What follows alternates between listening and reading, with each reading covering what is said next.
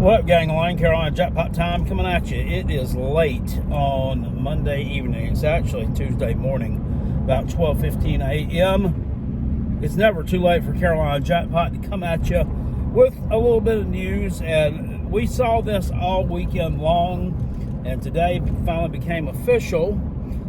South Carolina's hired a new special teams coach to replace Pete Limbo, who left last week to take, or actually left last week on Sunday, take the head coaching job at Buffalo. Joe DeCamillis, I believe is how you pronounce it. I don't know. Never heard of the guy before in my life. But apparently he's been around the NFL quite some time, and he's had some stops in college, most recently at the University of Texas last year, where he was kind of an analyst to the special teams game. It was also kind of an advisor of sorts, I guess, to Steve Sarkisian. Kind of helped him a little bit with the offensive game plan, some time management, timeouts, all those little things that mean a lot when you're in close games. So I think this is a heck of a pickup for the Gamecocks. They say he's a really high-energy guy. Last time he was in the NFL was with the LA Rams on Sean McVay's staff. So good pickup there. I think he'll do more at South Carolina than just coach special teams. Of course, we know Beamer likes to have his hand in that as well. So, yeah, he could lean a lot on the special teams himself and give this guy some other duties. He was not an on-field coach at Texas, but he will be an on-field coach at South Carolina. And Steve Sarkisian was quoted as saying that he doesn't really follow the South Carolina program a lot. Well, I mean, I don't know why he would. I mean, we haven't played each other, and we're not relevant in the SEC right now.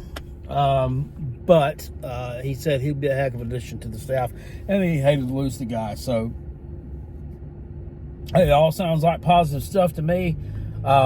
Still haven't seen anything about the strength and conditioning piece. I don't know whether he's got a new contract. Don't know whether he's getting fired. Don't know whether he's just going to stay around as long as he wants to. This Luke Day character, South Carolina. I've talked about this till I'm blue in the face. Obviously, they're going to let him stay around for another season. Just seems absolutely stupid to me.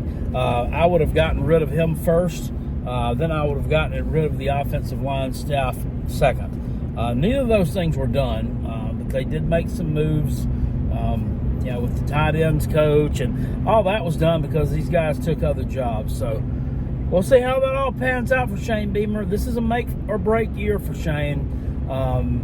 He's kind of in a position where nobody's going to pick him. His Vegas over-under is probably going to be 4.5, or 5 games. I would say it's probably going to sit at like 4.5 games.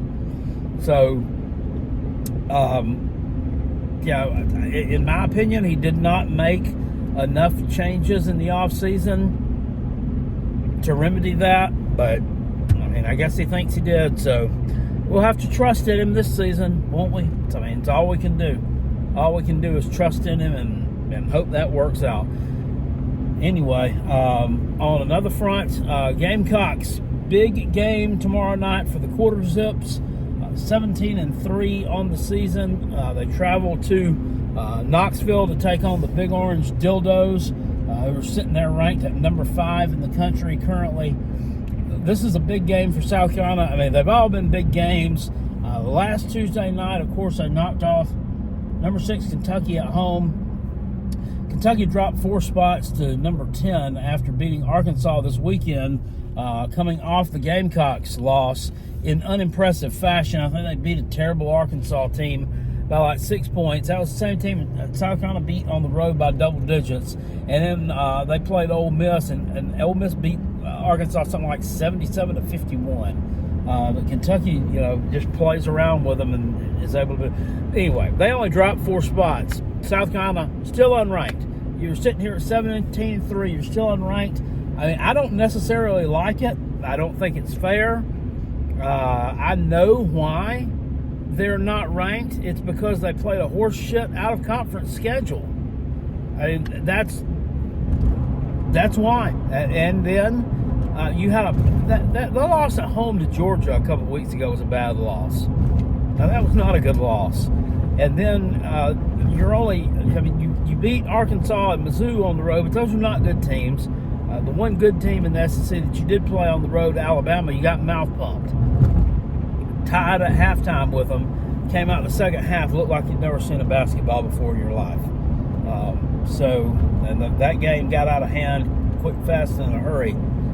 So that's why you're not right. Now, with this team, with all these transfer guys, some young pieces coming in, it was beneficial to play a horse shit out of conference schedule.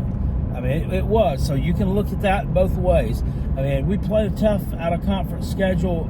You'd have lost some games, and the confidence probably just wouldn't be there right now. So I think it worked out fine. Just keep winning. That's all you need to do. You just got to keep winning.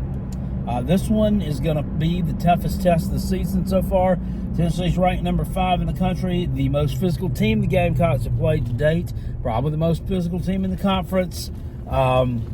Tennessee is 9-1 against Carolina in the past 10 games. We haven't won a game in Thompson Bowling Arena in God knows when. But I was looking at the overall series. They lead in Knoxville like 31-7. And they lead the overall series like 56-28. So I mean, it's been a pretty lopsided affair on the basketball court with Tennessee. But I'm telling you, I went ahead and grabbed me some of that action. Gamecocks on the money line. They're currently plus 700 to win tomorrow night. 14-point underdogs. I think that's a little bit disrespectful, but I understand why. That Alabama performance, people were looking at that, and they're also looking at your history against Tennessee in that building. The last time these two teams met, back on February 23rd of last year, Tennessee won 85-45. So, but this is a totally different team, totally different mindset, totally different pieces, totally different attitude, totally different results. So that's what I expect to see tomorrow night. I think that's going to be a good game. I would definitely take the Gamecocks to cover, and I'm throwing some to win on the money line. But I think they can go up there and get it done. They have to win at Tennessee at some point in time. Why not tomorrow night? Big game for South Carolina. Anyway, I'm going to get on out of here. I didn't say it. I didn't say it, but if you're new around here, consider staying true around here. Subscribe to this channel. Click thumbs up on this video. We do college football content most of the time around here, and we have a heck of a lot of fun doing it. Of course, we do other sports as well. We talk baseball. We talk some basketball. I posted a video the other day, and somebody put a comment on it. Basketball? With a question mark after it. And I'm like, yeah, it's a big orange orb that bounces up and down, normally on a wooden floor. Sometimes it may be a marble floor if you're in a church gymnasium. People act like they just don't have good sense, feet for hands. Anyway, I'll see you guys later on. Appreciate it. Peace. I'm out of here. Go Gamecocks. Woo!